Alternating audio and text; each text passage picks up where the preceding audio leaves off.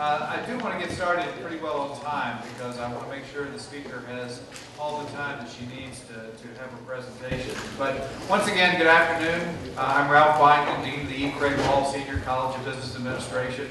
It's my pleasure to welcome you to the keynote speaker that we have for the Wall Connections of 2012. This is a great event. And we always try to structure something unique, and I think we've done a good job. And I know those of you that have participated in some of the earlier sessions would recognize that it's a very different format maybe than you did last year if you are a sophomore, or junior, or a senior. And we're going to look forward to trying to create that type of environment in the future. We've all heard the saying, be the change you wish to see in the world. We've seen it on coffee mugs, bumper stickers, Twitter, Facebook statuses. And the focus on this statement is very appropriate for what we're here doing today, because we're correlating that with the theme of this year's Wall College Connections. And I can think of no better person that would exemplify this than our keynote speaker. Liz Bohannon had a plan after college. She planned to do public relations and communications for a nonprofit. She traveled to Uganda on a whim after graduating from the University of Missouri to assist in the communications efforts for a youth development organization based in Kampala. While there, she was introduced to an incredible community of women who wanted to further their education. The Uganda school system was designed with a 9-month gap after finishing up basically the high school level before going off to university. This 9-month gap was designed to allow individuals to earn money for tuition. However, due to the competition in the job market from their male counterparts, jobs for women were scarce, and many of them were forced to put their dreams to a brighter future on hold. This wasn't acceptable to Liz, for she was going to have a positive impact on these women and knew that they could have a positive impact on their communities. All they needed was an opportunity, and this is how Sseko Designs was born. Sseko Designs has helped committed young women continue their education by giving them a place to live and work so they can earn money, so they could go to university. To that end, after their 9-month time period, Liz and her employees have watched these women happily go off to pursue their dreams. Sseko Design is a prime example of a company that recognizes the importance of sustainability, social responsibility, and social entrepreneurship. And it is our extreme pleasure to have Liz with us here today. With that, welcome our speaker.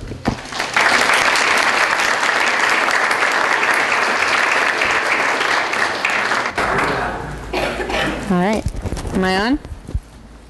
Hello? Hello? Can you all hear me?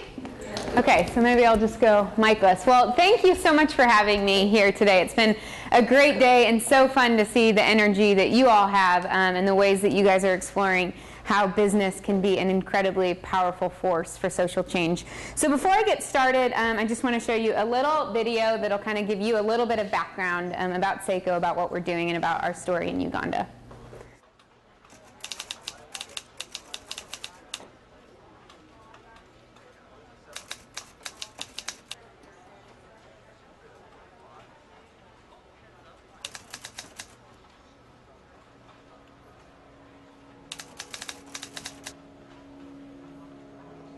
In Uganda, there's a 9-month gap between high school and university, intended to allow time for qualified students to earn money for college tuition. However, in an impoverished and male-dominated society, finding economic opportunity, specifically for female students, is a challenge. Although they are qualified, intelligent, and driven, many young women will not continue their education due to a lack of funds. And that is where our story begins. This story is one of hope, of beauty, of joy, and strength. A story about what happens when women are given a safe and dignified workplace to create and to be heard. A story about what happens when, against all odds, a woman can pursue her wildest dreams. In addition to providing sustainable, fair wage employment to women in Uganda from all walks of life, Sseko Designs hires recent secondary school graduates to live and work together during this 9-month gap to earn money that will go directly towards their college educations and ensure that they will continue pursuing their dreams.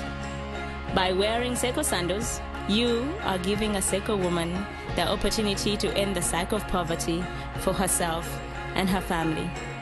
By supporting Sseko, you are supporting the next generation of women who will lead Uganda towards a brighter future.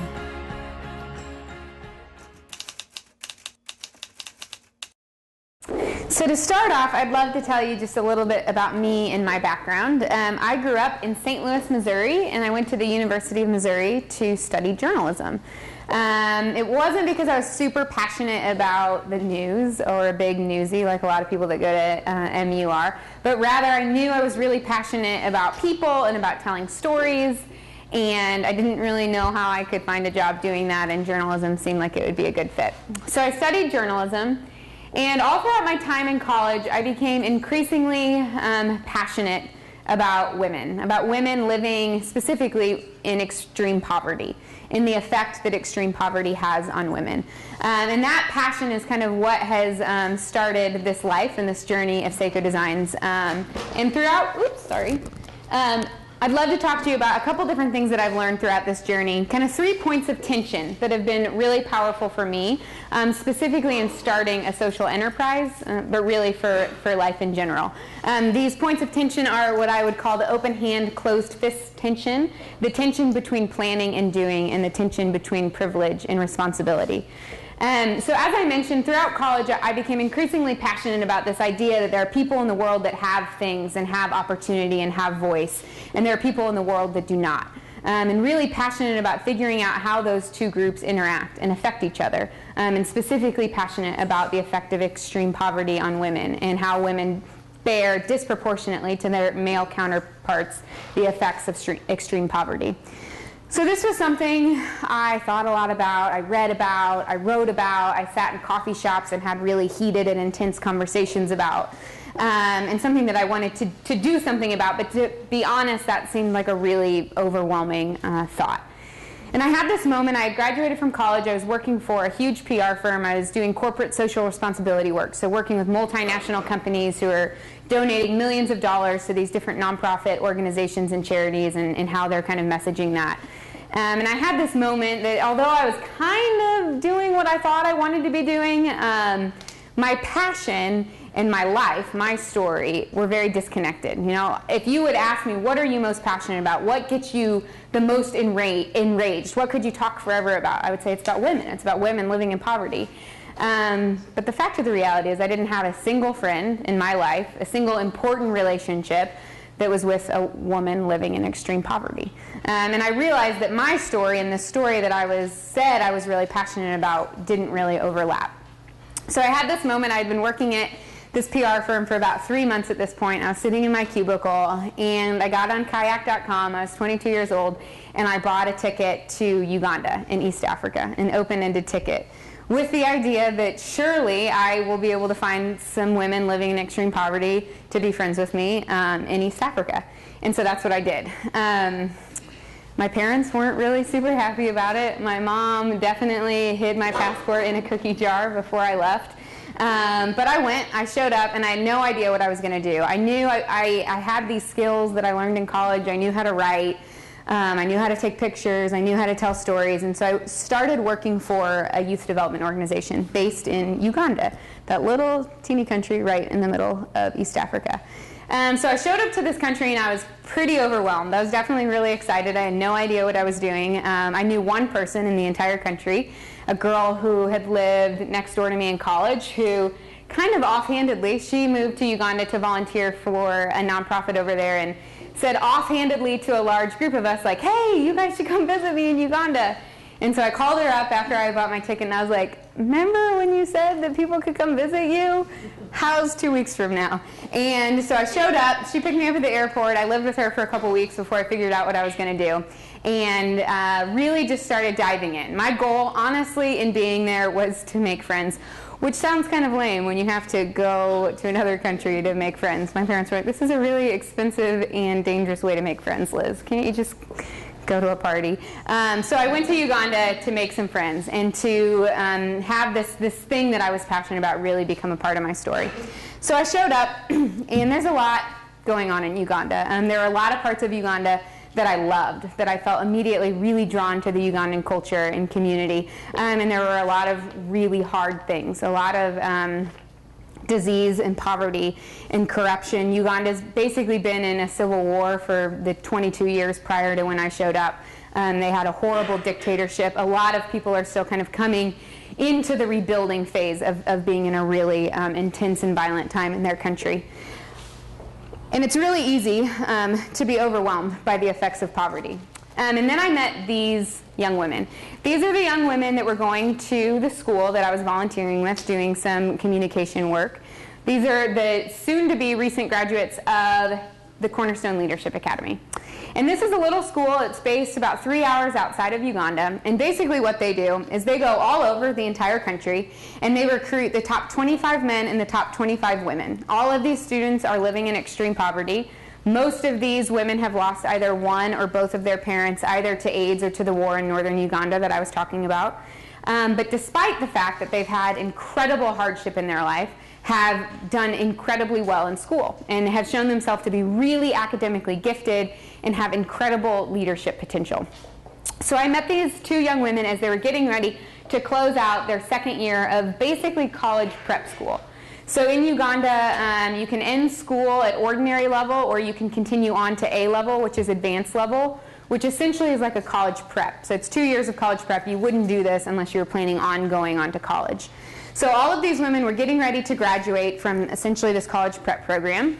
They were testing into university, getting really good scores on their big exams that every student in Uganda takes at the end of their A levels, and testing into college.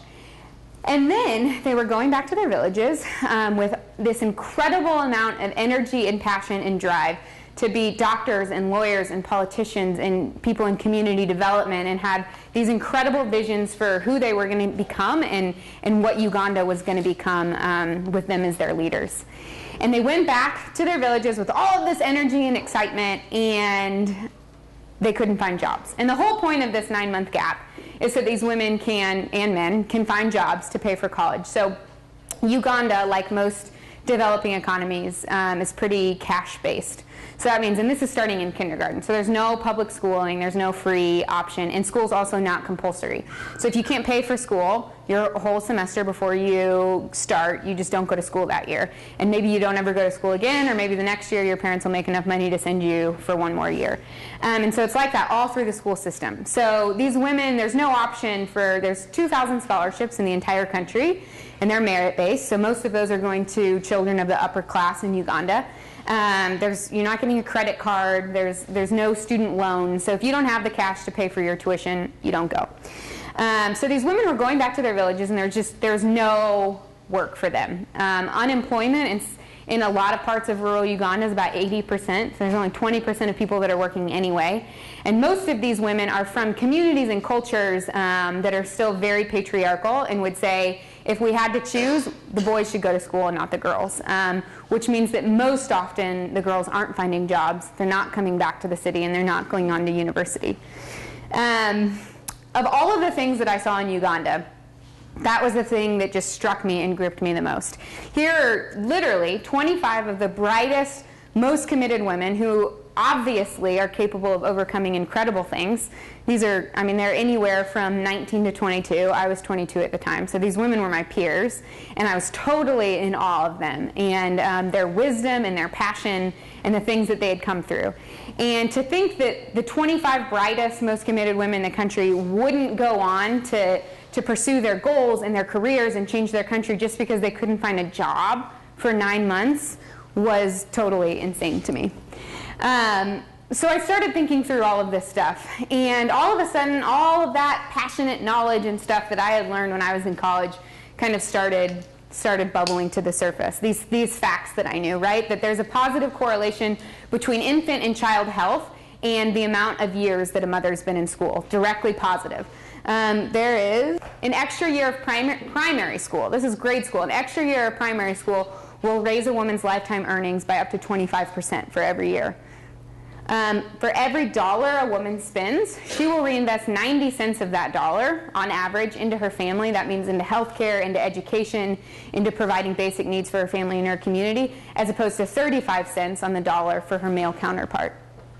So all of a sudden these things that I knew and this group of women kind of collided in front of me. And my sole goal kind of became figuring out, how do we get these women into college? How do we keep them in the education system so that eventually they will become the leaders of their community?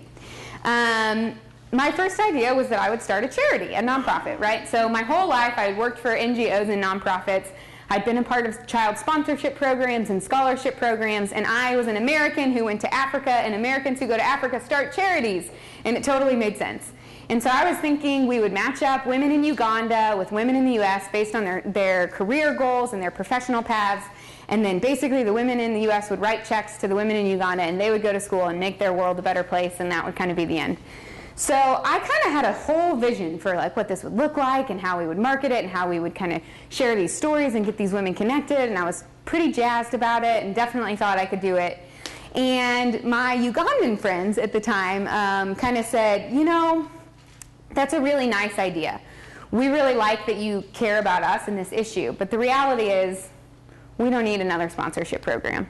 What we need are jobs and employment.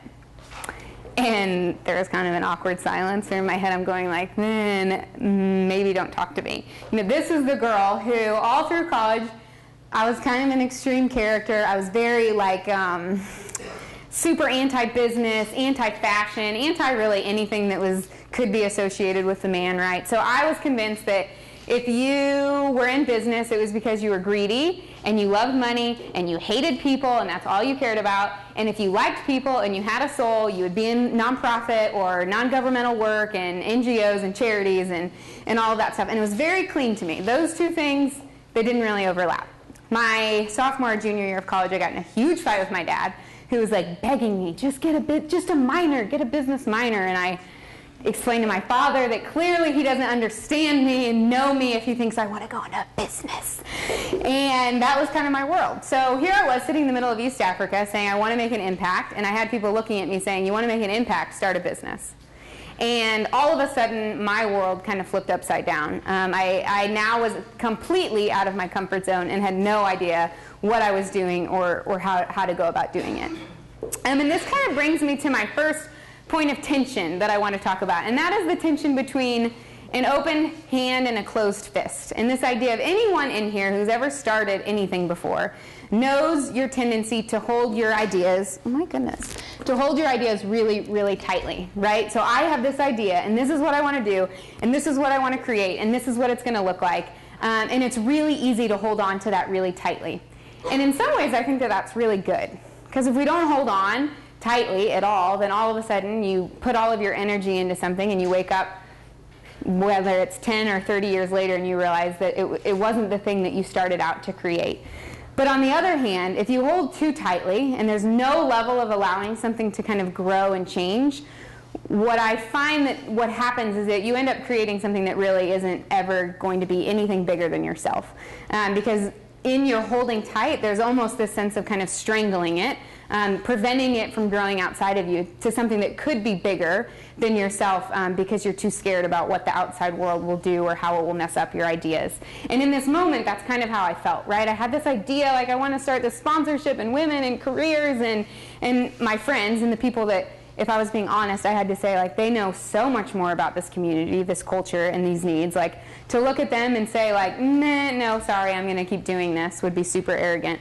And so I was kind of forced to open that hand up and to say, okay, at the end of the day, what I'm passionate about is seeing these women go to university. What that looks like, what form that takes, like, that's where I want to be negotiable. That's where I want to bend and grow and listen to the people around me and the people that ultimately are going to be really invested in this.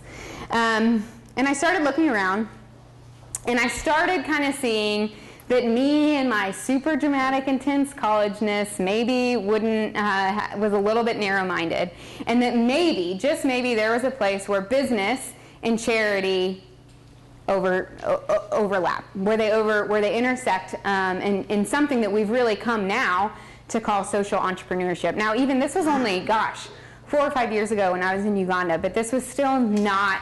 It was not being talked about in this way. There was not this sense of that, yes, business can be a powerful force for social good. Even though it was happening, it was definitely happening, and there were companies doing it, but it was not kind of at the consciousness that we're talking about it now. But this idea that traditional for-profit business, you make money. Your obligation to your stakeholders is to maximize profit and make as much money as possible. And then you have your do-gooders, if you will, your charities and your nonprofit, and their obligation is to be transparent, to be accountable, and to make a good impact on communities, on a certain people group, on a specific social issue. And then you have this funny little world in the middle that we call social entrepreneurship, and that is the idea that you can do good and make money. Do good, solve a problem, relegated typically to the social sector, but in a way that's sustainable, in a way that generates revenue, and in the way that ultimately makes money. I had no idea what that looked like. So I started kind of looking around and seeing these different charities and nonprofits in Uganda, and really starting to ask questions about, okay, who's doing what and what's going on. And I learned something really interesting about some charities and nonprofits. Now, I will preface this with, I think there are incredible nonprofits and charities in Uganda that are doing great work, that need to be there and that should be there, and that I personally support. There are also some things that were going on, though, that I started kind of questioning. Specifically, and this is just one example, groups that maybe would donate shoes or clothes or secondhand goods to Africa. And I started having this thought everywhere I walked around. It's like there's used clothes and shoes and piles and piles and piles of T-shirts that say Coastal Carolina, or that say, I legitimately saw a kid wearing a Mizzou, that's where I went to college, T-shirt in downtown Kampala, which was super confusing to me. And I started looking around and realizing that there was a ton of stuff in Uganda. This is like one example of these markets, and there would be probably 80 stalls next to his that were just covered in shoes. This is Owino Market, which is, I mean, it covers a massive part of downtown. Literally, you walk into Owino Market and there's piles of T-shirts that'll come up to your head. And so I started having this thought of like, okay, clearly Africans don't need stuff. There's plenty of stuff here. There has to be something deeper going on. And I started looking into it, and I learned something really interesting.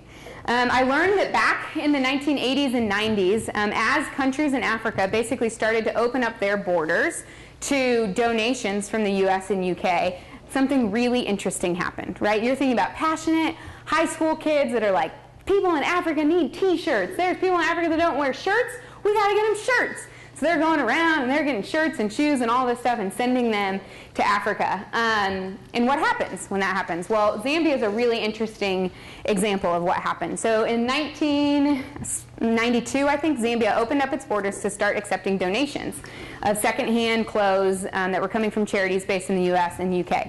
At that time, there were 85 manufacturing, clothing and textile manufacturing companies in Zambia that were operating at full force.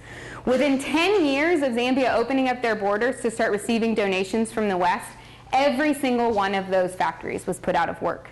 You go, well, wait a second. Okay, yeah, that kind of makes sense. This coming from a girl who's never taken an econ class in her life. You kind of start thinking through it, and it's pretty basic, right?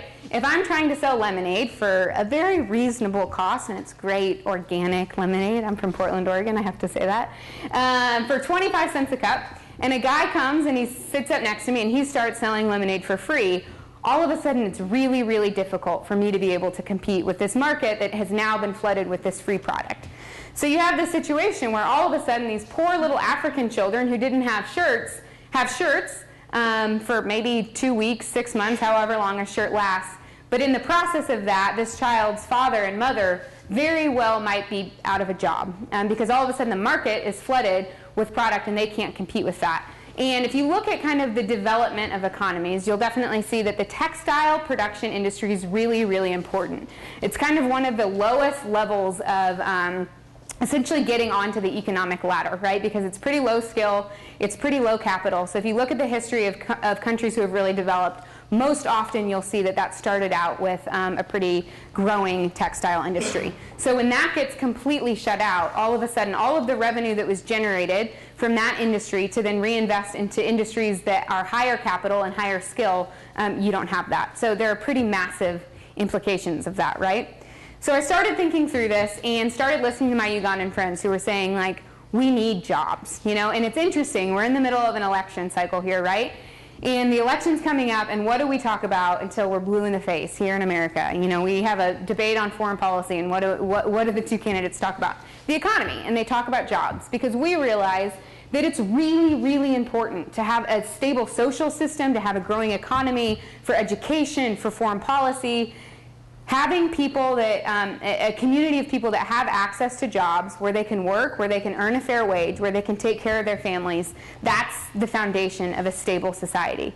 And yet we go to Africa and we show up and those same kind of really basic rules that we know apply to us all of a sudden don't apply. They do apply, but we don't think that they do. So I started thinking about this idea of creating jobs and social enterprise, and all of a sudden started learning about, in addition to sending women to school, all of these things that would come out of it. Long-term sustainability. The idea that maybe, just maybe, we could make something that could make money on its own to solve this social problem, as opposed to going to charities and nonprofits and kind of tapping into a somewhat limited amount of dollars that are available in the system for giving. Filling a marketplace need. At the end of the day, women are going to buy sandals. They're going to buy handbags. That's a marketplace need that already exists. So the idea of tapping into something, an action or a decision that a consumer is already going to make, but kind of pirating that, if you will, to have them make a positive social change while they're doing it, was kind of fascinating to me. Creating wealth, creating industry, and creating jobs. The ripple effects of business, so it's not only the people that you're employing, but the service providers that are providing the contract work that you need in your business, or the people that are giving you the materials that you need to make whatever good it is. Skills training, so the idea that people are leaving whatever it is that you're doing with more training and knowledge and understanding than when they came here. And then this last piece, which I think has been the most powerful for me, and that's the idea of dignity. You know, I think that we can be so well-intentioned, but at the end of the day, sometimes we forget that more than anything, I believe, humans have an innate desire to want to take care of themselves, to want to take care of their families. You know, I now have a lot of friends who are African mothers, right? And the idea is a lot of them can't take care of their children. And that breaks their heart in the same way that it would break the heart of an American mother. And when a Westerner or someone disconnected from their community comes in and gives to them, on the one hand, they're like incredibly thankful, right? Because it's like, my kid is going to school, or now he has clothes. But on the other hand, there's this part of her that really wishes she was the one doing that. She was the one providing for her child. She was the one sending her child to school or putting clothes on her child's back. And that's when I really started looking and saying, okay, what is the difference between the symptoms of poverty, children not being in school, children not having shoes, children not having clothes, illness, sickness, whatever it is, the symptoms of poverty, and then the root of poverty itself. And how can we really get to the root of poverty as opposed to running around kind of trying to fix the symptoms? So that left me in this place where I had to figure out how to create jobs. And this is the point in the story where I tell you that Sseko Designs started out as a chicken farm. After a lot of thorough market research, I saw chickens everywhere. This is a man transporting chickens across town. You can see they're just tied up in the front and the back. So I was like, okay, chickens. People clearly like chickens. Let's do chickens. So I realized about 2 days into that chickens are super gross, and I didn't really know anything about them.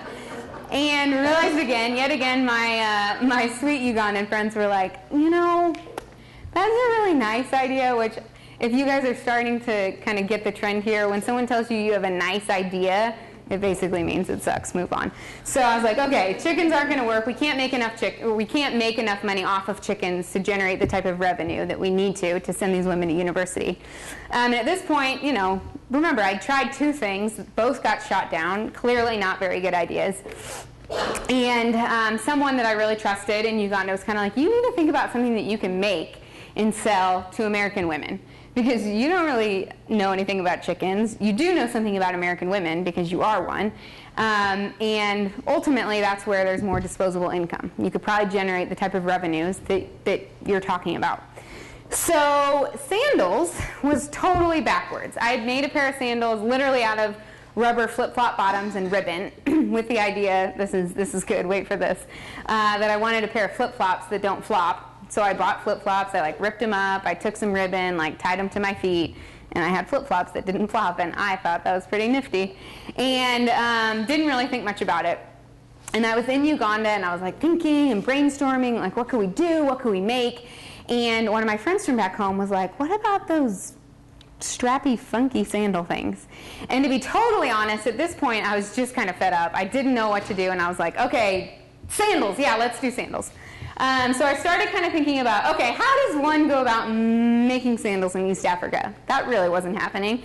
So I got online, plugged my Ethernet in, and started Googling, you know, Yellow Pages, where to find leather, shoe companies, whatever in Uganda.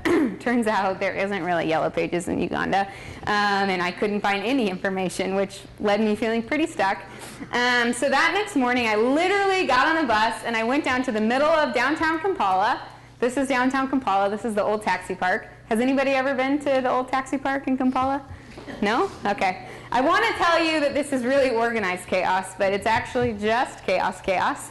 I went down, I got off the bus, and I literally just started walking. I started walking and I started just asking people where I could get leather, where I could get rubber, where I could get shoestring and ribbon and fabric, and it took several weeks of literally just wandering around the city. Okay, I'm actually going to tell this story really quick. So at one point I was trying to find leather, right? I knew we wanted to make them out of something that was sturdy, that wouldn't break, and there's tons of cows everywhere. You can't drive a car because there's cows in the road. I was like, clearly we should be able to find leather.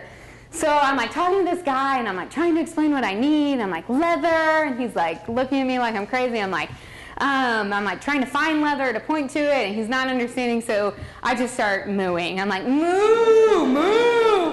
And he looks at me and he was like, oh, yeah, I know. So I was like, yes, we found leather. So he's like, you come. So like we literally walked across the city for about, I think it was a little over 2 hours. And he's just talking and I'm talking and we don't understand each other, but we're just having a good old time talking. And so we're walking, we finally get to where he was going. He was getting really excited because his brother's uncle's dad has this thing. And so we get to this little place and then kind of this like off the beaten path in this market. And he introduces me to his brother, and his brother comes out from the back and he literally has like 5 steaks in his hands that are wrapped in parchment paper. And I clearly look a little bit confused and I think upset. And the guy is very confused as to why I'm confused. And he just looks at me and he's like, moo! That was honestly what most days in Uganda were like during that time. So I started wandering around. I looked for 6.5 days. I needed something to punch hole in leather. That's all I needed, and I could not find a leather hole punch. Finally, some guy sitting on the side of the road made that for me. It's literally out of some broken car parts. He just sat there and welded it right together for me. It was awesome. And I had kind of what I needed. I had leather, I had rubber, I had this janky little hole punch, and I was ready to start this project. And this kind of brings me to my next point of tension. This tension between planning and doing. And I think I've recognized this tension from myself in the beginning, and throughout the last 3.5 years of running this company, I'm constantly facing this challenge of when to keep researching, when to keep refining your ideas and testing the market and doing brainstorming sessions and market research and asking people. And I think that we stay in that place more often than not for probably too long. And I think that the reason we stay in that place for longer than we need to be in that place is because it's really safe. Because the reality is you can't really fail when you're brainstorming, and you can't really bomb market research, and you can't really make an embarrassment out of yourself because a strategy session with a whiteboard went wrong. It's not really until we start to put our ideas out into the universe and let people give us feedback on it that we can really mess up, that we can really fail. And I think that that's really scary for a lot of us. I luckily was in this situation where I didn't really have a choice. The sandals now, when I look back on it, were so crappy. I'm embarrassed. I'm seriously embarrassed that we put our name on it. I'm embarrassed that we sold it. I would never sell anything now, 3 years later, like what we were selling 3 years ago. But the reality is, at the time, it was good enough. It was good enough. The idea was there. And I think sometimes that perfect can really be the enemy of good enough. And we have to learn within ourselves at what point our idea is good enough. We need to put them out, start learning, start getting feedback so that then we can start refining the idea or the product or the model or whatever it is, as opposed to kind of staying in that place. So I started pretty small. I went to the school and I basically said, okay, who are 3 women who are really bright, who would do really well in college, but there's no way they could afford to pay for college tuition? And I let the school decide that because I figured they knew the women a lot better, they knew the situations. And so the principal and all the teachers got together and they came back and they introduced me to Mary, Mercy, and Rebecca. And these were the first 3 Sseko women. And I sat down with Mary, Mercy, and Rebecca. This is the first Sseko factory. It's very low emission. As you can tell, we sat under a mango tree. This was up at the school. And I sat down with them. I literally had a bag of rubber, a bag of leather, water bottles filled with glue, a sewing needle, sewing supplies, and a sewing machine, and kind of said, in a Word document. Literally, I'd gone down to the little Office Depot shanty and printed out a Word document that I stapled together that had step-by-step instructions of how one makes these Sseko sandals. So I sat down with them and I said, listen, they thought I was crazy. First of all, they thought the sandals were really ugly. They were like, really sure people are going to wear these? And they'd never seen anything like it, and they thought I was a little bit bonkers. But I said, listen, if you promise to make sandals for the next 9 months, I promise that you will go to university next August. We made sandals together for a couple days until they got it down. And then I flew back to the United States with 3 suitcases full of sandals and started selling sandals out of the back of my car, which is exactly what your parents want you doing with 2 college degrees. About 4 days later, after I got back from Uganda, my now husband, he proposed to me. And, I hadn't really even had time to tell him about what was going on in Uganda. So he's down on the ground proposing to me. And I was like, do I tell him before or after I accept this that I promise to pay for university for 3 women in another country if this idea bombs? I told him afterwards. It was fine. And so I started selling sandals. This is a really interesting quote that I read in a book a while ago. It says, social entrepreneurs identify resources where people only see problems. They view villagers as the solution, not as the passive beneficiary. They begin with the assumption of competence, and they unleash resources in the communities they are serving. When I look at these 3 women, that quote resonates with me so much. Because when I look at these 3 women, what I don't see is 3 poor African women that need my help. What I see is 3 incredibly intelligent, bright, committed young women who have skills and an understanding and a sense of life and wisdom that I'm lacking, but who need some of the things that I do have, which is access to capital and markets and knowledge of production. I didn't really have that at the time. And this idea that there isn't really a giver and receiver at Sseko Designs. We are really passionate and intentional about the language that we use at our company, that there's no us versus them. There's no giver, receiver. There's no beneficiary to our program. What we say is, you are either on Team Sseko and you're in the US selling sandals, or you're in Uganda making sandals, or you're somewhere in between helping us. And that means you're on Team Sseko and you're part of the Sseko family, or you're not. And then we just try to sell you sandals. But that my benefit to being a part of what we're doing is just as great as the benefit of the women that are working for me, and vice versa. And really kind of creating this place where we're offering a chance and an opportunity for Americans to see stuff as more than just lifeless products on a shelf, for African women who may not have the opportunity to continue on to university. Opportunity, I think it can be kind of hard to come by. I think you guys are in college, you're thinking about what's next, you're thinking about your life, and I think sometimes we have this idea that opportunity just presents itself, right? It's in an envelope and it's telling you where you can go to college, or it's this offer that you just can't refuse, or it's a promotion. And I think for some people that probably happens a couple times in their life. But I think for other people, we spend a lot of time and probably waste a lot of energy figuring out where we can go to find this mystical opportunity that might just put itself in front of us. The reality is problems are not difficult to find at all. You can look around right now and see problems. You can look around in your neighborhood, in your community, you can look around the world, you can look around your backyard, and you can see problems. And I would say the key is to figuring out what's your problem. What is your problem? What is the problem that keeps you up at night, or that just really enrages you, or pushes your buttons, or frustrates you? What is the thing that excites you? The idea of it being fixed, or movement being made. And I would say don't waste your time chasing opportunity. Just go with whatever problem it is that really gets you fired up, and then find a way to fix it. And I really believe that in fixing problems, we're walking into opportunity. For me, it was the problem that women disproportionately bear the weight of poverty. That women account for over 70% of people living in extreme poverty. It's the fact that 66% of the world's work is done by women, and less than 10% of income earned globally is earned by women. And even less than 1% of the world's assets are owned by women.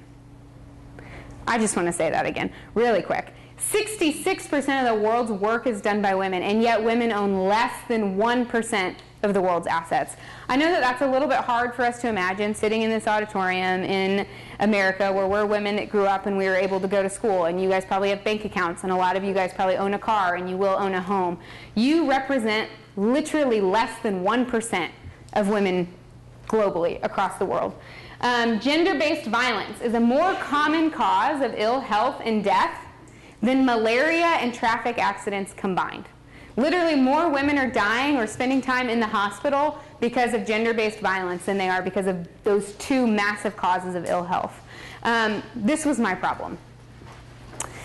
This is an old Jewish proverb that I heard once, and it was really powerful to me. The only thing truer than truth is a story.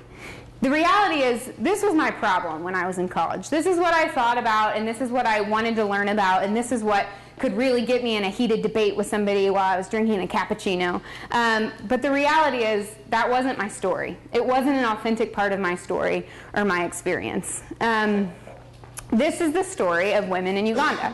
This is the story of those women, of the 99% of women who own no assets, of the 90% of women who earn less than 10% of the world's income, but yet bear 90 or 66% of the world's work.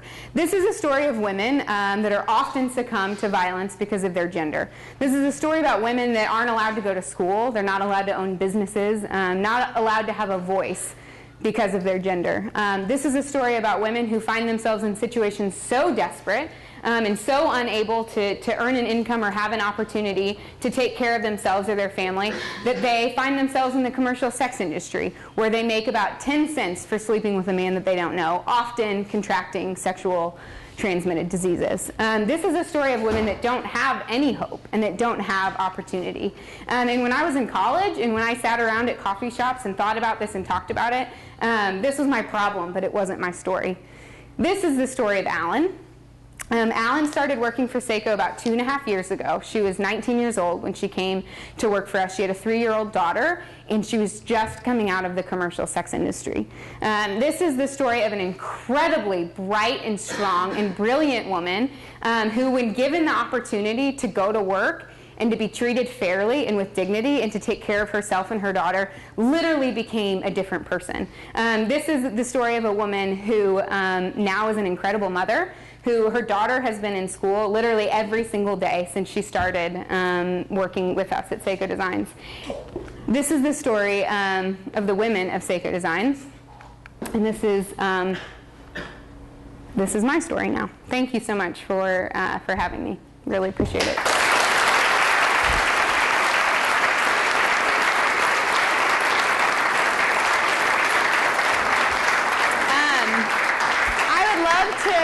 that, if we're good on time, open it up to questions, conversations, anything that this spurred up or questions that you have for me. Anything is fair game. Yeah?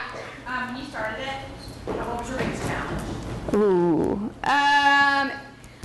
Honestly, that's been a pretty big cycle kind of throughout the stages. I would say probably the biggest challenge in the first place was just that there really wasn't any infrastructure for what we were doing. So it was like our issues with our suppliers, with production, even just with getting stuff out of the country, because there's not a lot of people that are making and exporting things in Uganda.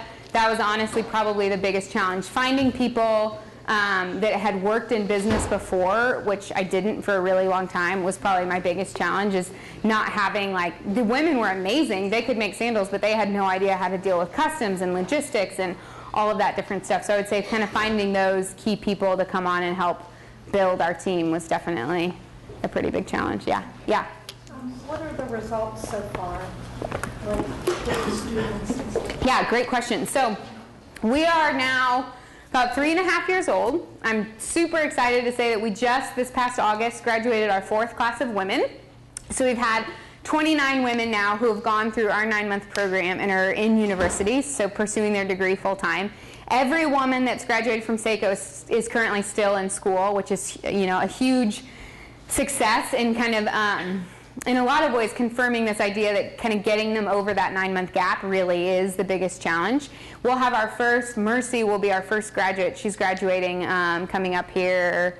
She'll be graduating in May. So she'll be our first college graduate who's been through our program, who's gone through 4 years of college, and who has gone on. So that'll be another season of, you know, once women start graduating from university, and honestly a challenge. And one of the reasons that we are really passionate about a for-profit model and really building industry is this idea that we can promote education all we want, and that's great. And I think that there's a lot of value in education itself. But the reality is if we're sending women through school, getting them through college, and they're coming out into an economy that can't support them and there's no job opportunities, you kind of have this whole other set of issues on your hand. So one of the things that we've really tried to do is, you know, our core focus, our number one non-negotiable, this is who Sseko is to make money for women to go to college. But what we've done essentially is try to say, let's build an industry while we're doing that, while we're kind of contributing to that core goal, so that we're growing the economy at large. So we're growing industry, we're growing manufacturing, we're growing exports, with the idea that then more people will start going to college, but then when they get out of college, there'll be places for them to go and to contribute and to continue to learn and grow and contribute to Uganda.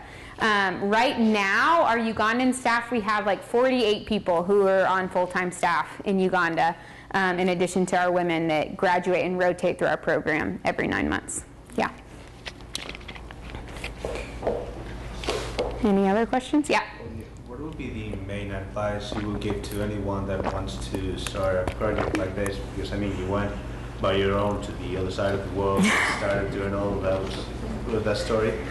To anyone that wants to do something similar, what would be the best advice you should give? Go to a country that you don't know anything about. No, I'm just kidding. You don't have to do that. Honestly, though, it probably would be just do something. You know, I was talking about this earlier today. I think it's amazing to me the amount of times that I talk to people and they're like, I have this idea. I have this thing I'm really excited about. I'm passionate about. I think about, and it's like, okay, what are you doing? What did you do yesterday to get you 1 inch closer to where you want to be? And it's like, well, nothing, because that opportunity hasn't come up. There hasn't been this like big chance to do it or to launch something or to change something. And I think that that's where, you know, the reality is like life doesn't happen like that. I think life is so much more about taking really small steps and learning and making mistakes and then in figuring out and kind of altering course and figuring out where you want to go. So I would say, if you have an idea, something that it just like gets you excited, that makes you passionate, that you could really give yourself to, now might not be the right time. I mean, who knows? I don't know what it is. You want to start a steel manufacturing plant. Probably not going to do that as like a college student, right? That's not like a side job. But there's so many things that you could do to be learning about it, to be getting kind of closer to starting to make connections to people in the industry. Whatever it is, that I would say, don't allow yourself to kind of listen to the lie that it's like, oh, well, the big thing isn't here, so my time isn't coming yet. I think really looking for those really small opportunities to just really learn and to kind of take steps closer to where you're going. And to not, honestly, I think the biggest thing is probably not being afraid of failing in it. I think as a culture, like, Americans are just freaked out about failure. You know, it's just this like all-consuming, you know, this idea that we could fail at something and look dumb or stupid or incompetent can be this just like really paralyzing thing. And I would say the only way to get over that is to just fail a lot, and then you realize that it's like, okay, not that bad. Like, worst case scenario happened 9 times, you know, and I'm still here and it's fine and life goes on. And so I think really kind of trying to cultivate that spirit of at the end of the day, success, I think, is really just a numbers game. It's the amount of effort and amount of things that you put out into the universe, and eventually, you know, if you stick with it, something's going to come back. Yeah. When you said you were selling the sandals out of the back of your car, how did you get the ball rolling? Like, how did you get people interested in your product? That was super annoying, probably. I just talked to everybody that would listen to me, and I'd be like at a coffee shop and someone would be like, cute sandals, and I'm like, hey, what size do you wear? I have some in my car. That's not creepy. Seriously. I literally had these 2 trunks. They were my husband's trunks that he took to summer camp, so they were like covered in Star Wars stickers, so that also made me look kind of creepy. No offense to Star Wars fans. But it was really just like, first it was family and friends, like, and asking people to wear them, to buy them, to get on board with it, and then really just being intentional about saying like, hey, if you like this, if these are comfortable and fun and snazzy and everything you ever wanted in a sandal, will you tell your friends about it? And the reality is, like, people did. It was incredible. It was like people would buy a pair of sandals, and then they would go home and they would take a picture of themselves and they would put it on Facebook, and then they might blog about it. And then I would, you know, we have a little like form on our website where when you're buying it, you can say, how'd you hear about Sseko? And in the beginning, it was like 99% of people that were buying sandals were filling out that thing out with a name of like Susan Henderson or Jamie Bobby, you know, and it was just like clearly people were talking to their friends about it. And I think sometimes we're afraid to ask people for stuff. I am. I'm like pretty prideful and stubborn, and it's kind of hard for me to ask for things. And I think I got to a point where I realized like the reaction of people when I would say that, like, hey, if you like these, will you tell your friends? Like, women were so excited to say like, yeah, like, and I because in doing that, they're becoming a part of the story, right? They're not just like a woman who buys a pair of sandals. Like, they're a woman who buys a pair of sandals and then freaking sends a girl in Uganda to college. And women were really excited to be a part of that. And I think that you'll find that there's definitely, I've really found that there's an innate human desire for people to be a part of stories and things that are bigger than themselves. And I think when you provide an opportunity, a pathway for people to kind of get a taste of that, that it's going to be easier than you think. Yeah?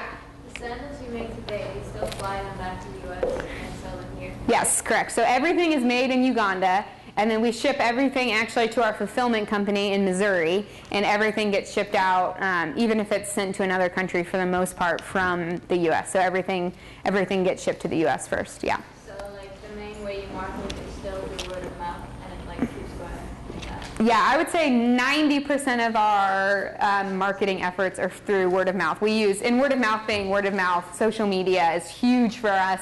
I would say if blogs didn't exist in the beginning of Sseko, I don't know that we would have gotten off the ground. So having this strange little world where people write about their lives and other people follow it ended up helping us out a lot.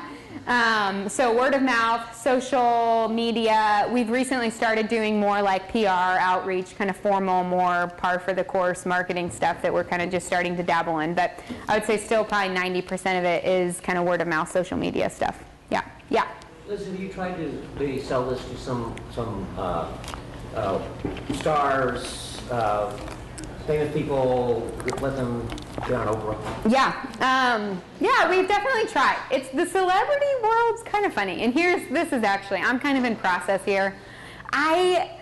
And this is just a humbling thing, I hate celebrity culture. I think it's so dumb that you would like want to wear something because somebody that's famous wears it. It's so like arbitrary and weird, especially when the people that are famous to us like a lot of times aren't talented human beings. They just somehow got famous. I'm having to realize that the reality is I'm in the fashion industry, and that is a huge thing, and so I'm like kind of dragging my heels and going, okay, Taylor Swift, please wear her sandals. I think Taylor Swift's talented. That was a bad example.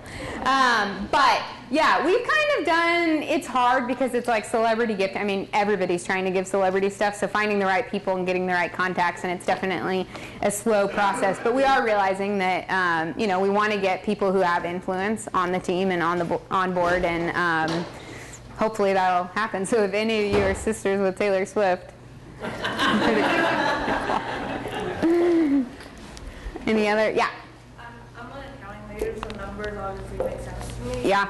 I have a question. Do you have a certain amount of number of women that you would accept into your program, and then try to budget it in your accounting? See, we have this much money, so we are able to sponsor this many women, or just accept as many? No, we have a set amount. So in the beginning it was 3, and I don't know why I picked 3. It seemed like a good number at the time. So in the beginning it was 3. We sold enough to send the 3 women to school, and so it was very mathematical and intense. I was like, let's double it. So we doubled it and hired 6. And now basically we kind of base our projections. So we have the amount of sandals essentially that we want to produce next year, and then we kind of work backwards from that. And so to kind of give you, going in a little bit, giving context to that, we realized really early on that you can't really run a production company when 100% of your employees turn over every 9 months. That was a really bad idea, and it didn't really work. So right now, for every 1 woman that is going through our 9-month program that will go on to college, we have 2 women that are like full-time, long-term Sseko employees. So basically what we do is we kind of base our employment off of our projected goals of what we're going to make and sell, and then kind of work backwards and say, okay, how many full-time staffers do we need to support that goal, and then how many women kind of in our 9-month program can we take on during that time, and that's kind of how we come to that number.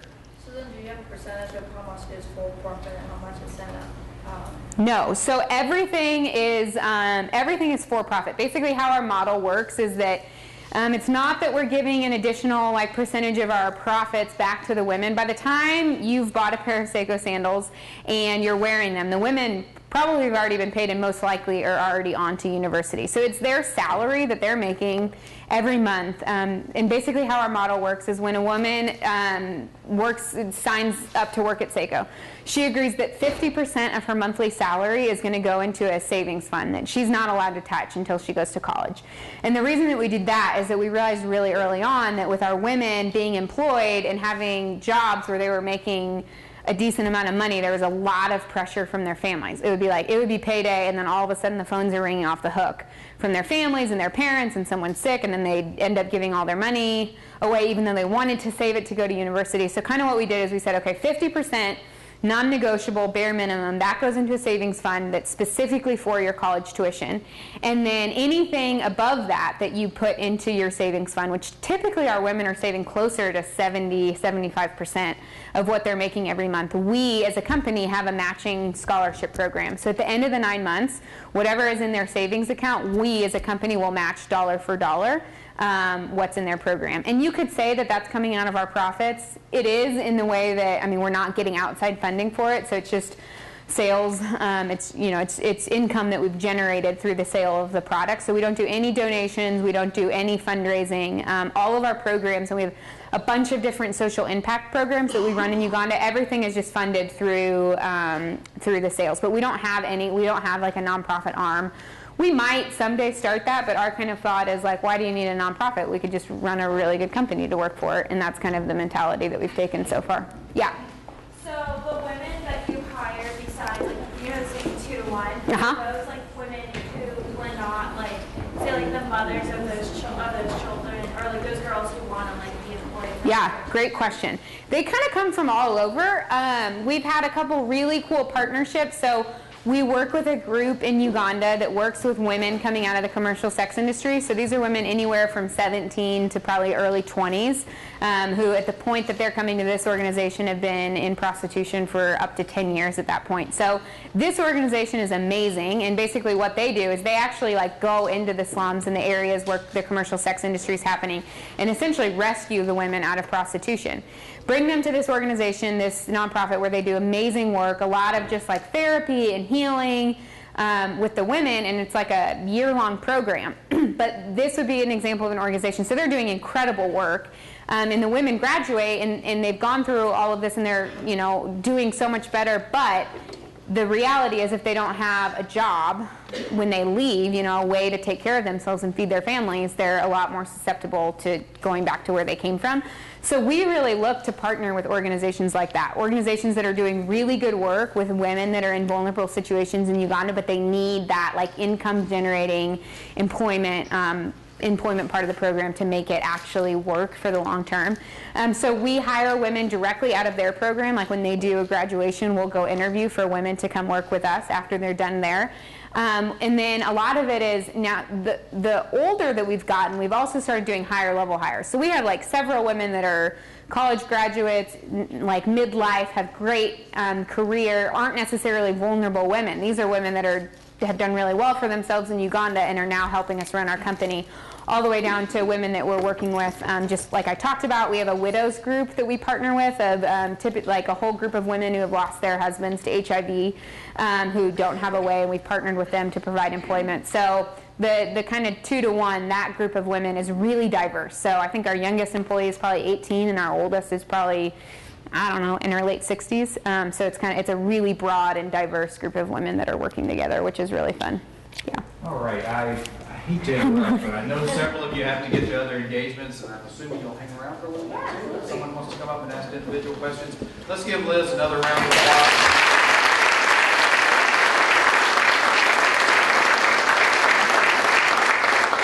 I would also be remiss if I didn't recognize the executive director of our Women in Philanthropy project here on campus, Terry DeCenzo's in the back. So, thank you all for coming. It's been a great event.